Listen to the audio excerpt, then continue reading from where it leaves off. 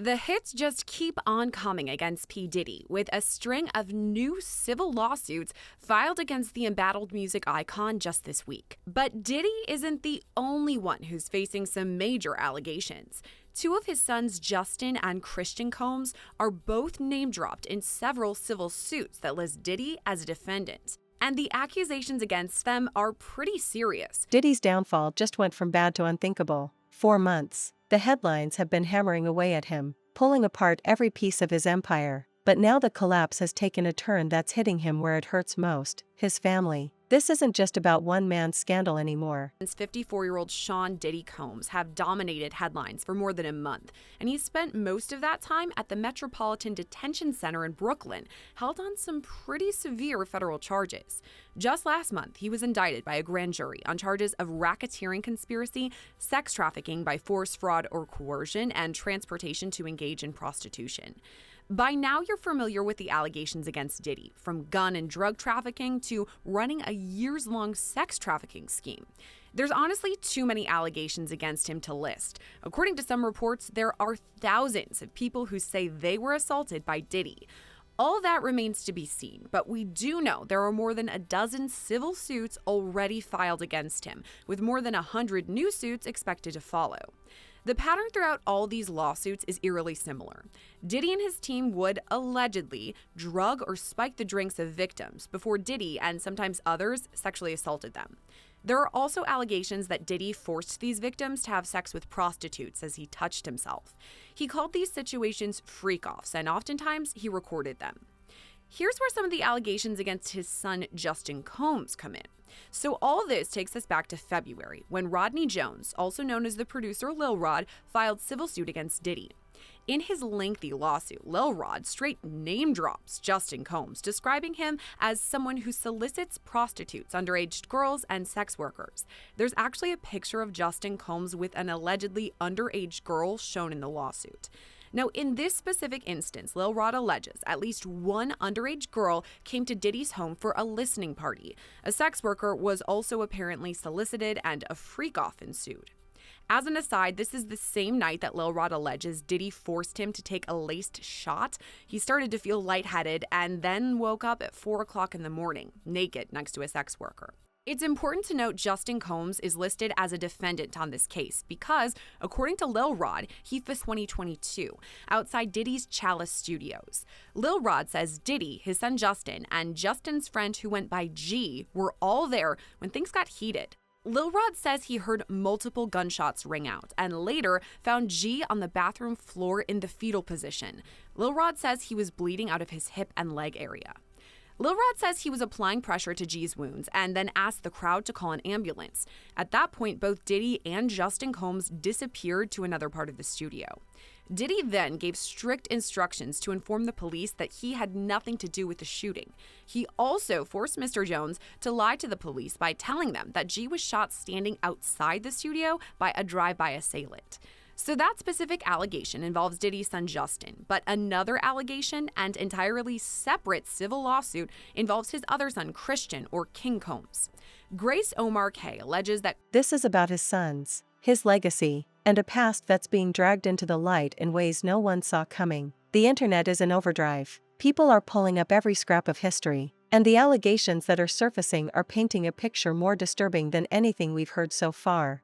For years, the image Diddy sold to the public was one of a proud father and a united family. We've seen the red carpet smiles, the luxury vacations, the matching outfits, the expensive gifts. He paraded his sons as heirs to the Combs empire, young men who could carry on the legacy, each carving their own path in music, fashion, or entertainment. To the outside world, they were living the dream, born into wealth and opportunity, free to make their own way without the struggles their father once faced. But that's the glossy surface. That's the version they wanted everyone to see. What's leaking out now is the other side, the shadow that was always there, lurking behind the limos, the champagne, and the flashing cameras.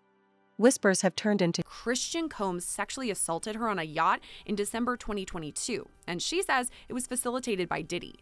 Diddy had rented the yacht around Christmas time, and Omar K. says it was a revolving door of high-profile celebrities and sex workers who were often passed out on the ship's deck. The lawsuit says there were liquor bottles all over, and it was difficult to distinguish which ones were laced with drugs. Omar K. alleges that on December 28, 2022, while working as a yacht deckhand, she was sexually assaulted by a heavily intoxicated Christian Combs, who physically assaulted her and allegedly forced her to perform oral sex on him. Since these suits were filed, both Justin and Christian Combs were seen in federal court at their father's appearance just last week.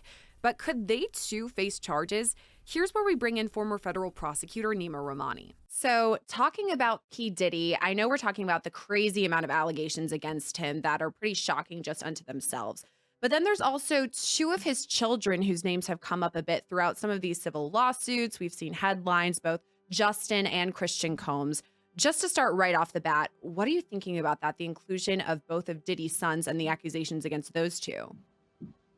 I think that if we're talking about additional charges and additional defendants, those are probably two of the more likely. And Christian, of course, was the subject of a civil lawsuit where there was a sexual assault allegation naming him directly. So I think if we're going to cast a bit of a wider net, people are talking about family members, other celebrities, maybe some employees like Christian Forum, but I think the most likely would be those two sons. Why do you think it's the most likely about those two? Just because of the recordings, the allegations against him? What are you thinking?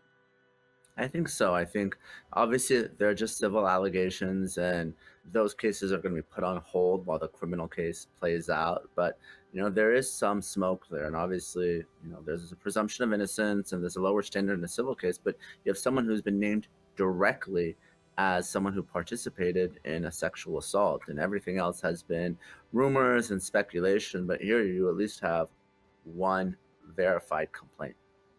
And you know what's interesting about this situation? It's the sexual assault civil allegation filed by Grace Omar K. This is against Christian Combs, as you're referring to it.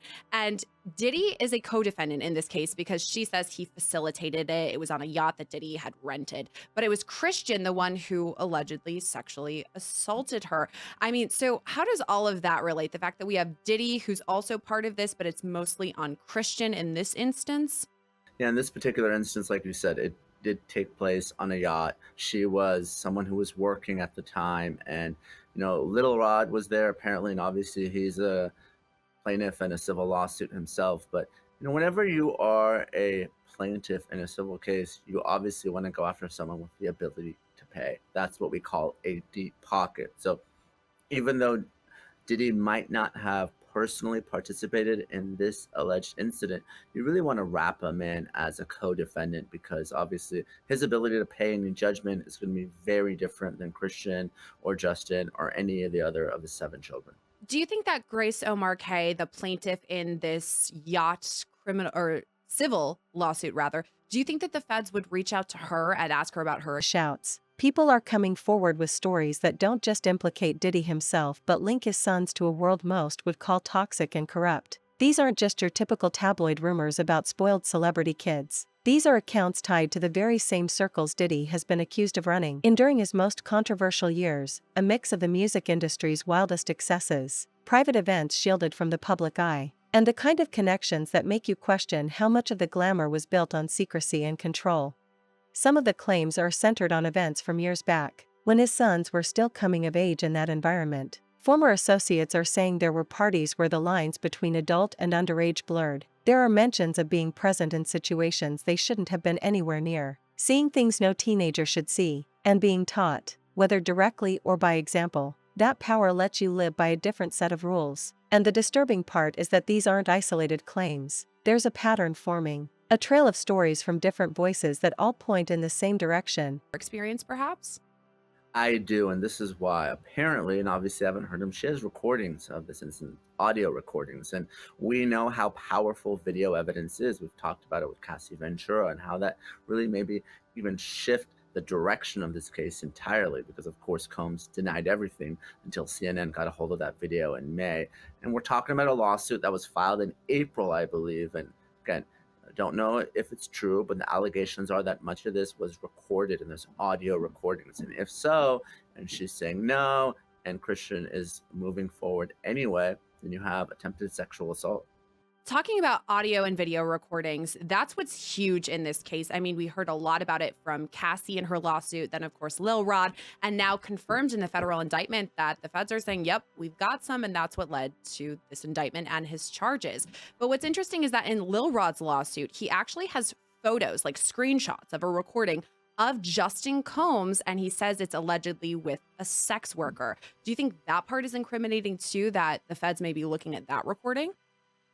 I do. And during Combs' initial appearance before the new judge, Subramanian, there was some discussion of this, and Christian and Justin were in court as well, supporting their father. But the feds were talking about the 96 different electronic devices they seized and the terabytes and terabytes of data. Now, some of it might not be relevant, but some of it may be very much on point, because going back to Cassie's original allegation, Combs reportedly recorded many of these sex acts. It might have been for his sexual pleasure. It might have been to maintain control over the participants. But whether it's a voluntary recording, whether it's a hotel security camera, whether it's something that Lil Rod, took in a still video or a recording, or whether it's something that, a civil plaintiff, a victim of sexual assault, I try not to name them, even though she did out herself in the complaint, took without the knowledge of Christian or others. It's all very, very powerful, because oftentimes when you're dealing with sexual assault and sexual abuse, these are things that happen behind closed doors, right? Could be at a home, could be at a hotel. In this case, could be on a yacht. And usually there aren't a whole lot of witnesses to it. So you will have a he said, she said type situation in many, many cases. Well, a recording can really change that narrative, because, again, it can really corroborate the story of one side or the other. In regards to Justin specifically and these alleged recordings, audio, all of that, so that's in relation to Lil Rod's lawsuit. He's actually a co-defendant listed quite a few times throughout this. And in addition to him sitting next to this alleged prostitute, we have that photo. There's also allegations that he actually partook in these freak-offs and potentially drugged women. This is something Lil Rod is saying. How would the feds go about proving something like that? I know that's the pattern we've seen across a lot of these civil suits, that women allege Diddy, for instance, drugged them. But now Lil Rod's also pointing the finger at Justin Combs, saying he drugged some of these women. How would the feds then go to look further into that? Yeah, Lil Rod's lawsuit is interesting in that there are many defendants. We talked about Christina Horam, right? Some of the allegations that came out in Lil Rod's lawsuit was Christina, of course, being Combs' right-hand woman. She allegedly had the fanny. That the so-called royal family of hip-hop wasn't just living large. They were living in a bubble where normal boundaries didn't exist. And that's where the real debate is blowing up online. Are these grown men now who should be accountable for anything they might have done? Or are they the product of a father's influence? Raised in a system so warped that they never had a fair shot at understanding what was right and wrong in the real world? The line is messy. On one hand, if they were part of something harmful, the public wants consequences. On the other, it's impossible to ignore that they were raised under the rule of a man who controlled his image, his business, and apparently his inner circle with an iron grip. The legal side of this could get messy fast. If any of these connections hold up in court, Diddy's sons could find themselves facing the same kind of intense scrutiny that's been tearing apart their father's career. That means subpoenas, investigations, and headlines with their names front and center. And even if they never see the inside of a courtroom, their reputations are already in the crossfire. Once the public service that's listed in the rules of procedure. Yeah. So, which they didn't. That's why there was that hearing that showed up where the judge said, first it was a letter, tell me why, what's going on? Why haven't you had this individual served? Then you can seek to do alternative. One alternative is potentially publication. But you have to show good cause for that. Sure. And you have to show why the other appropriate means of service were not done. Yeah. They didn't do that.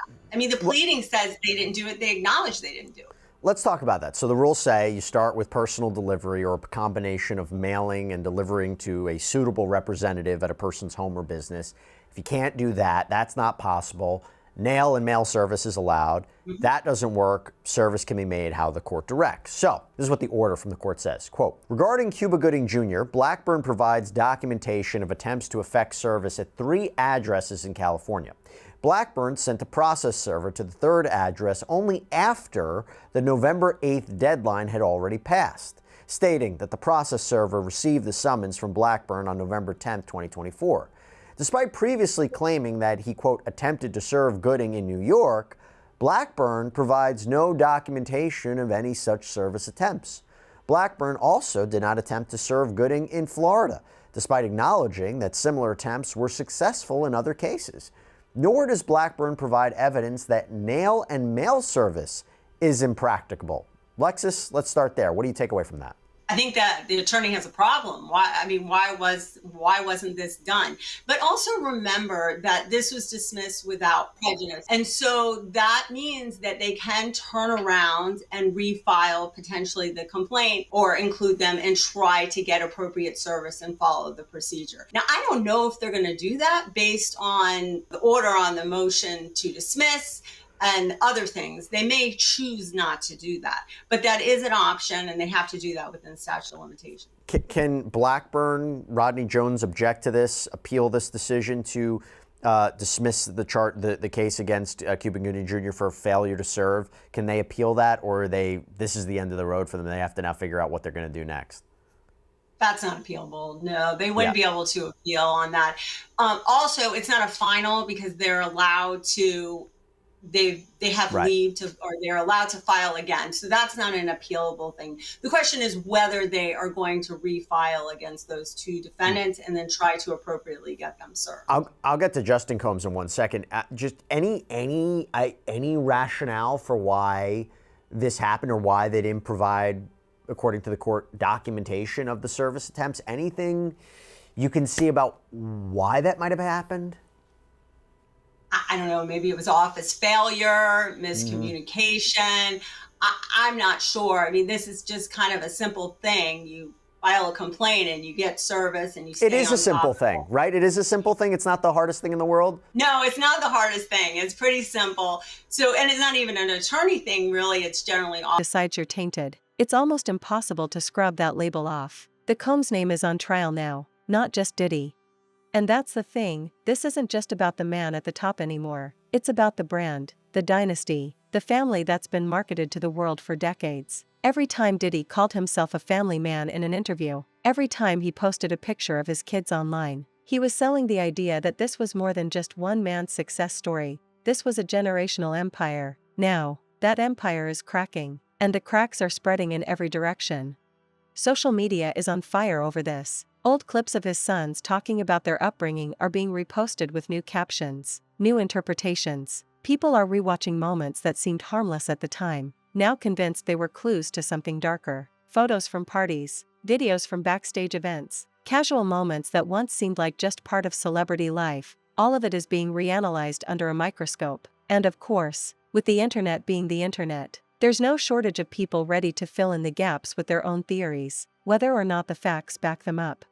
This is the part where the damage becomes permanent. Even if some of these claims never make it past rumor status, the seed has been planted. Enough people believe there's truth here that the state. So my guys are vetted. They've been doing this a very long time.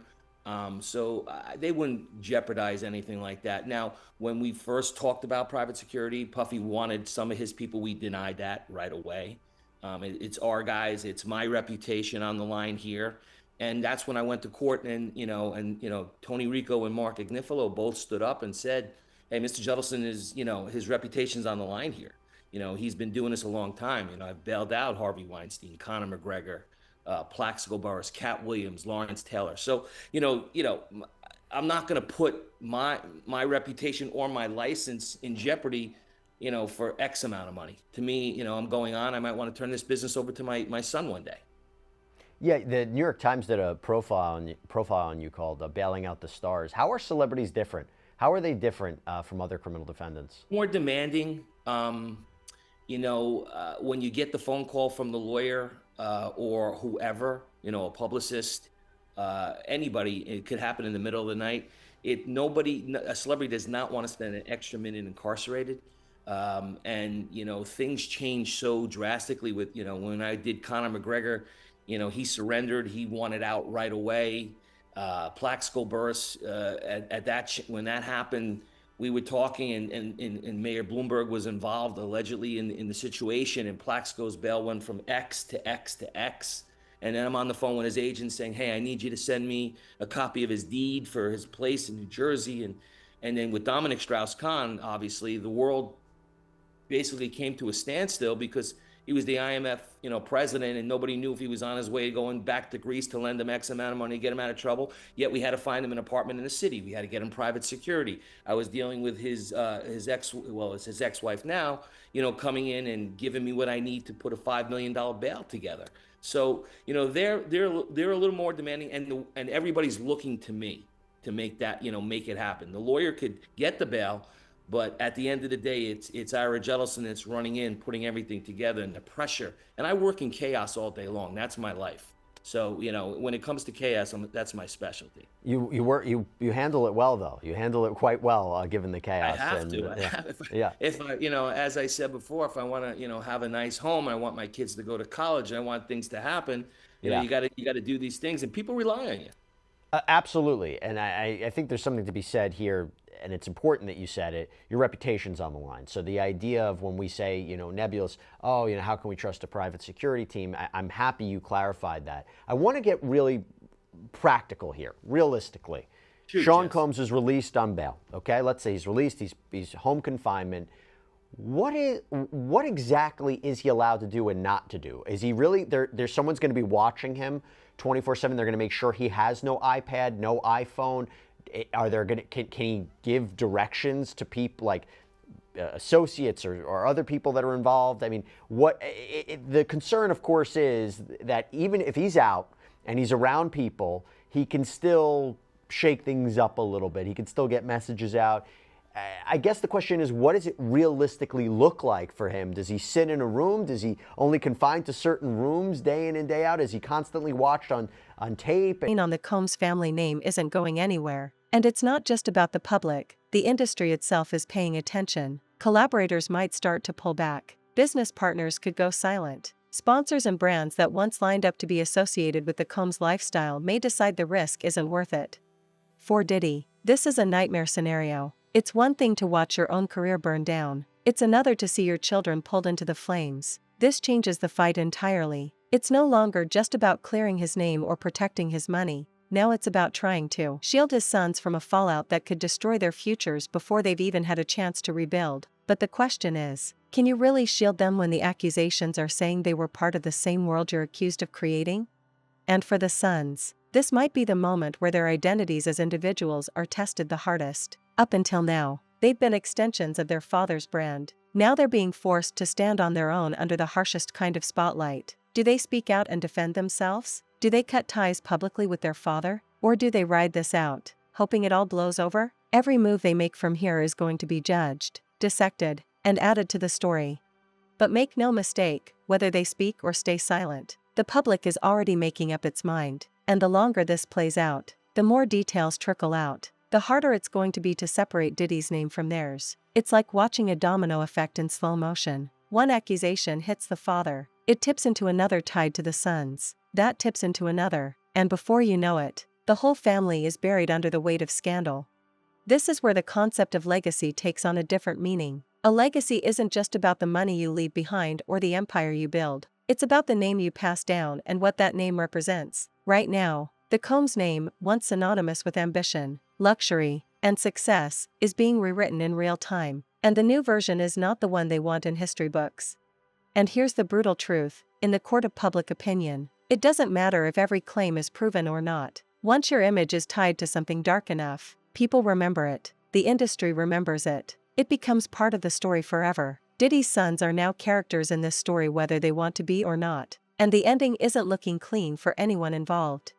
We're watching the slow dismantling of not just a career, but an entire dynasty, and when your own bloodline becomes part of the scandal, there's no PR spin in the world strong enough to make people forget. This isn't just Diddy's fall, this is the collapse of the house he built, brick by brick, from the inside out, and it's happening in front of everyone.